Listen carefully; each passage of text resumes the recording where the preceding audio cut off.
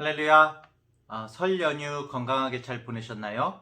설 연휴를 마치고 주일을 보내고 다시 시작하는 월요일입니다. 2월 15일 월요일 아침 기도회를 시작하겠습니다. 오늘 하나님의 말씀은 누가복음 14장 15절부터 24절까지의 말씀입니다. 함께 먹는 사람 중에 하나가 이 말을 듣고 이르되 무릇 하나님의 나라에서 떡을 먹는 자는 복되도다 하니 이르시되 어떤 사람이 큰 잔치를 베풀고 많은 사람을 청하였더니 잔치할 시각에 그 청하였던 자들에게 종을 보내어 이르되 오소서 모든 것이 준비되었나이다 하매 다 일치하게 사양하여 한 사람은 이르되 나는 밭을 샀음에 아무래도 나가보아야 하겠으니 청컨대 나를 양해하도록 하라 하고 또 한 사람은 이르되 나는 소 5겨리를 샀음에 시험하러 가니 청컨대 나를 양해하도록 하라 하고 또 한 사람은 이르되 나는 장가 들었으니 그러므로 가지 못하겠노라 하는지라. 종이 돌아와 주인에게 그대로 고하니 이에 집주인이 노하여 그 종에게 이르되 빨리 시내의 거리와 골목으로 나가서 가난한 자들과 몸 불편한 자들과 맹인들과 저는 자들을 데려오라 하니라. 종이 이르되 주인이여 명하신 대로 하였으되 아직도 자리가 있나이다. 주인이 종에게 이르되 길과 산 울타리가로 나가서 사람을 강권하여 데려다가 내 집을 채우라. 내가 너희에게 말하노니 전에 청하였던 그 사람들은 하나도 내 잔치를 맛보지 못하리라 하였다 하시니라. 아멘. 어제 누가복음 14장 초반의 말씀을 통해서 예수님께서는 교만하고 위선적인 바리새인과 종교 지도자들의 모습을 따끔하게 지적하셨죠. 예수님께서는 수종병 든 한 사람을 치유해 주시면서 안식일에 병 고쳐주는 것은 율법을 어기는 것이라고 못마땅해 하는 그들에게 너희 중에 누가 그 아들이나 소가 우물에 빠졌으면 안식일에라도 곧 끌어내지 않겠느냐 이렇게 반문을 던지심으로써 그들의 입을 조용하게 만드셨습니다. 어느 누구도 예수님의 이 질문에 대해서 아니오라고 말할 사람이 없었지요. 안식일이더라도 사람의 생명을 구하는 선한 일은 전혀 문제가 되지 않는다는 것을 가르치신 거죠. 또 예수님께서는 그 자리가 잔치의 자리였기 때문에 잔치의 비유를 통해서 하나님의 은혜에 감사할 줄은 모르고 오히려 높은 자리만 탐하고 자신이 율법을 지킴으로써 자신이 다른 사람보다 더 나은 사람이라고 착각하는 이 유대인들에게 잔치에서 오히려 상석에 앉지 말고 겸손하라고 가르치십니다. 한마디로 뭡니까? 얘들아 까불지 마라. 이걸 굉장히 부드럽게 말씀해 주신 거죠. 잘난 체하는 바리새인과 종교 지도자들은 이 말씀을 듣고 굉장히 마음이 불편했을 것 같습니다. 자, 그래서 오늘 우리가 읽은 본문으로 들어오게 되는데 이런 불편한 분위기 속에서 이제 그 중에 한 사람이 이런 분위기를 한번 바꿔보려고 했나 봐요. 예수님께서 말씀하신 이 잔치라는 맥락은 유지하면서 모두가 듣기 좋아할 만한 이야기로 화제를 돌리려고 한 것이죠. 그래서 15절에 보면 함께 먹는 사람 중에 하나가 이 말을 듣고 이르되 무릇 하나님의 나라에서 떡을 먹는 자는 복되도다 하니. 자, 이게 무슨 말씀이겠습니까? 좀 의역을 하자면은 이렇겠죠. 부활 때 하나님께서 갚아주신다니 참 좋네요. 하하하. 그래요. 잔치. 오늘 잔치가 참 좋네. 음식도 맛있고 여기 우리가 함께하는 이 자리도 즐거운데 장차 하나님 나라의 잔치와 음식은 과연 어떨까요? 하하하. 정말 어마어마하지 않겠습니까? 물론 저를 비롯해서 여기 계신 모든 지도자분들이 그때 그 음식을 함께 즐기겠죠? 하하하. 뭐 대충 이렇게 분위기를 띄우려고 이렇게 했던 것 같습니다. 그런데 예수님께서 보시니까 이 사람들이 아직 말귀를 못 알아들었거든요. 지금까지 이야기한 것을 아직도 못 알아들었구나. 그러면 내가 이야기를 하나 더 해주지 하시면서 부록으로 오늘의 비유를 이야기를 해주신 겁니다. 바리새인들은 자신들 같은 경건한 사람들이 당연히 하나님 나라의 잔치에 참여할 것으로 생각했지만 예수님의 말씀은 이들이 생각하는 것과는 완전히 달랐죠. 우리가 예수님의 말씀을 이해하기 전에 당시의 그 초대 문화를 먼저 생각해 보자면은, 먼저 잔치를 베풀기 전에 1차적으로 초대를 하고 잔치가 준비가 되면 최종적으로 초대를 하는 것이 관례였습니다. 오늘날에도 그렇죠. 먼저 초대할 사람을 1차적으로 결정해서 올 수 있는지 없는지 여부를 파악하죠. 그래야 잔치에 준비할 식사량을 예상할 수가 있고요. 준비를 할 수가 있습니다.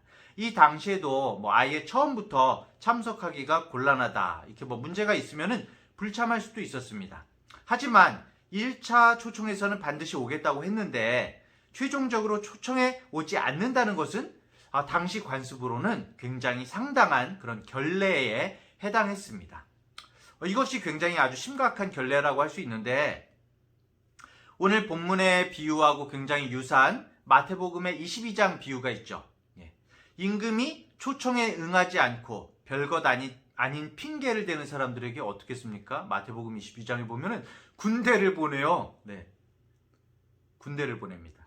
이게 이제 잔치를 여는 사람의 입장에서 대단히 분노할 만한 결례라는 거죠. 좀 결이 다르지만 예전에 갑질 뉴스가 많았잖아요. 예를 들면 식당에 한 100명분쯤 주문해 놓고 시간 얼마 안 남겨놓고 취소! 굉장히 곤란하겠죠. 그 식당에서는. 갑자기 생각이 났네요. 자, 오늘 본문에서도 큰 잔치를 베푼 사람이 두 번에 걸쳐서 사람들에게 초대를 했음을 볼 수가 있습니다. 17절에 보면은 이미 1차적으로 청하였던 자들에게 이미 청했다는 거예요. 두 번째로 종을 보내어 이르되 라고 그렇게 말하고 있습니다. 오늘 최종 잔치 초대를 사양하는 사람들을 대표적으로 세 사람의 모습으로 나타내고 있는데요. 밭을 산 사람, 소를 사서 시험하려는 사람, 장가들어서 못 가겠다는 사람, 이런 사람들이 나옵니다. 이래저래 핑계를 대는 이 세 사람의 변명은 모두 그럴듯한 것들이에요.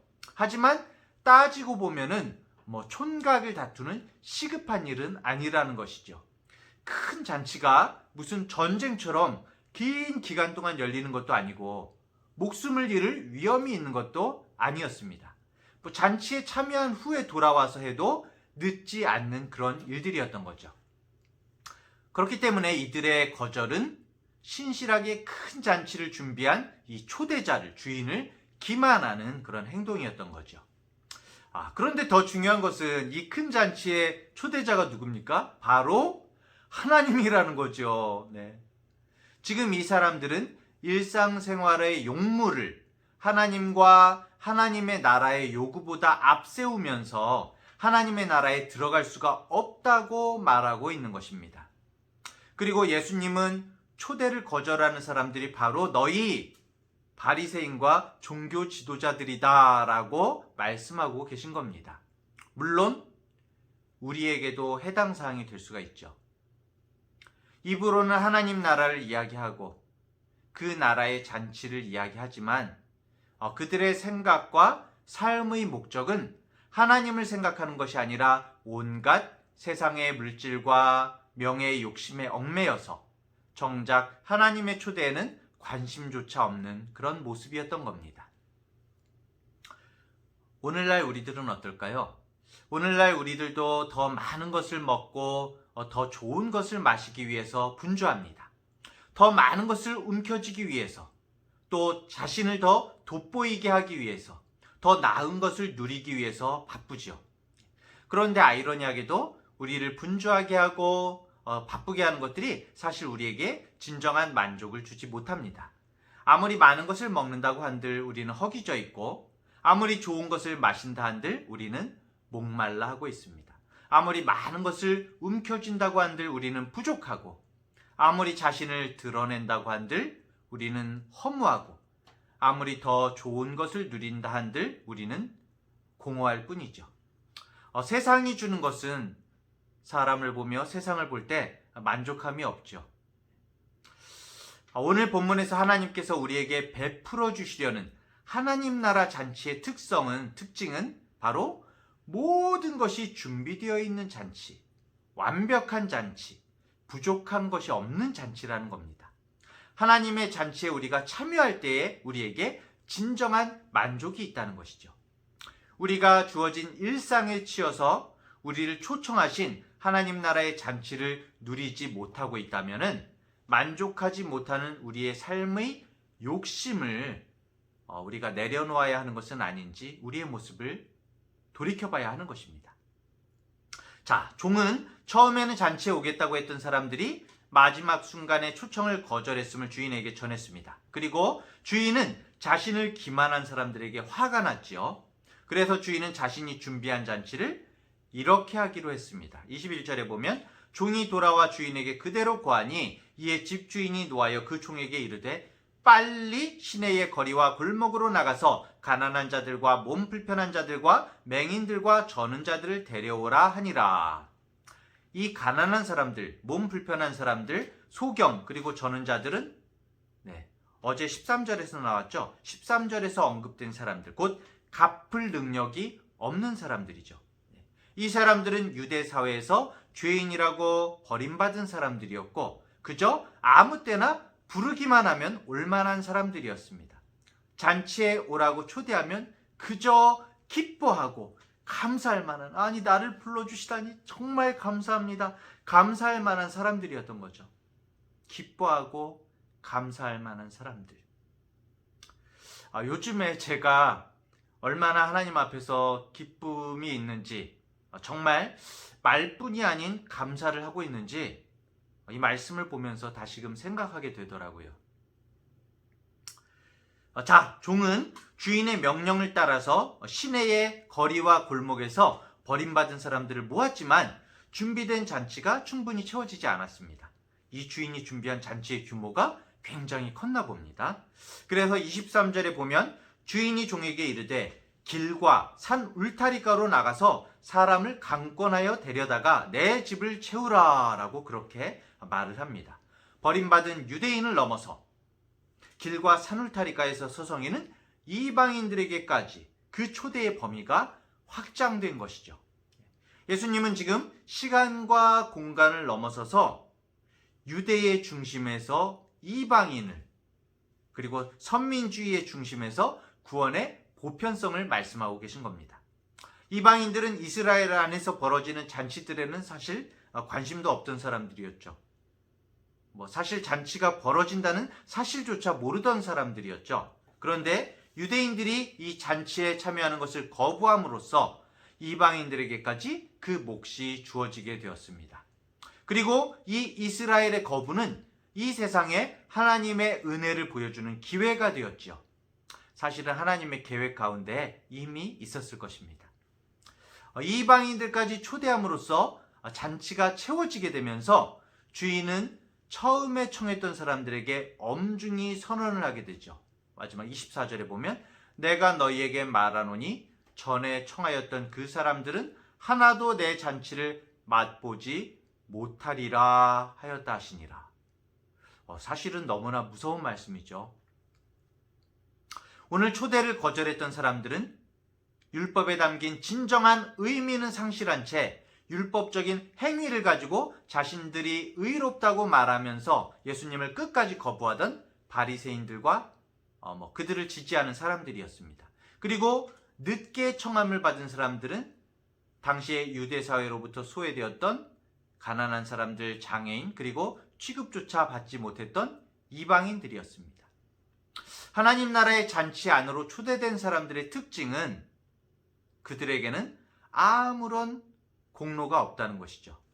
즉 받을 자격이 하나도 없는 사람들에게 은혜로 베풀어진 그 은혜로 초대된 사람들이라는 것입니다. 하나님의 은혜로부터 시작된 초대에 감사함으로 응함으로써 이 잔치에 참여하게 된 사람들이죠. 도리어 자신에게 공로가 있다고 여기던 바리새인들은 이 은혜의 잔치에 참여하지 않았습니다. 오늘날 하나님의 거저 베풀어 주신 은혜가 있음에도 불구하고 자신이 가진 신분과 가진 것들, 상황 등을 신뢰하면서 하나님을 바라보지 않는 사람들이 있습니다. 그들이 바로 잔치를 거부한 사람들이죠. 그리고 더불어서 우리의 모습들을 돌아보게 됩니다. 바리새인처럼 천국을 이야기하면서 우리의 구원은 따놓은 당상인 것처럼 여기면서 오히려 세상의 여러 문제들에 눈이 가리워 있는 우리들의 모습은 아닌지 돌아보게 됩니다. 자신에게 주어진 환경과는 상관없이 베풀어 주신 하나님의 은혜를 바라보는 사람들이 잔치 안에 들어간 사람들입니다. 그리고 은혜로 참여한 사람들은 자신의 공로 따위는 생각지 않습니다.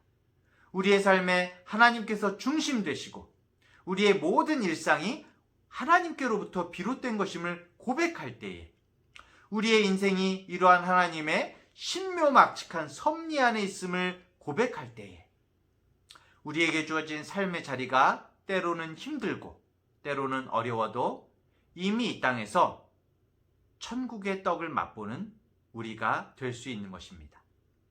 우리 모든 중앙대학교회의 성도님들의 삶이 천국의 잔치가 되기를, 이미 천국의 잔치에 참여한 우리가 되기를 간절히 축원합니다. 오늘도 성령 안에서 동행하시길 바랍니다. 자, 오늘 함께 기도할 기도의 제목을 나눕니다. 첫 번째로, 나의 말과 믿음의 고백이 나의 삶과 일치할 수 있도록 주님 도우소서. 두 번째로, 나의 모든 나 자신을 내세우는 공로주의와 자존심과 욕심들을 내려놓고 그저 은혜에 감사하고 기뻐하게 하소서. 세 번째로, 주님과 동역하는, 주님의 소식을, 이 초대를 전하는 믿음의 종이 되게 하소서. 함께 기도하고 같이 기도함으로써 오늘 하루를 시작하시겠습니다. 은혜로우신 하나님 아버지, 받을 자격이 하나도 없는 우리들을 은혜의 잔치로 불러주시니 감사를 드립니다.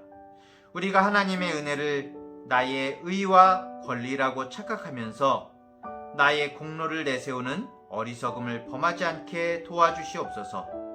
날마다 나 자신을 돌아보아서 하나님 앞에서 무엇이 하나님께서 기뻐하시는 것인지를 깨닫게 하시고 나의 모든 욕심과 자존심과 어리석음을 내려놓게 하여 주시옵소서. 우리의 삶이 하나님께로부터 베풀어진 부족한 것 하나 없는 잔치, 진정으로 우리를 만족해 하시는 잔치임을 깨달아서 살아가게 하시고, 아직도 이 잔치에 참여하지 못한 사람들에게 우리의 삶의 여정이 도전이 되고 우리도 주님의 종이 되어서 이 기쁜 소식을 전하는 주님의 동역자로서 살게 하여 주시옵소서. 날마다 하나님의 은혜를 사모하며 깨달으며 주님과 동행하기를 원합니다. 오늘도 함께하여 주시옵소서. 예수님의 이름으로 기도합니다. 아멘.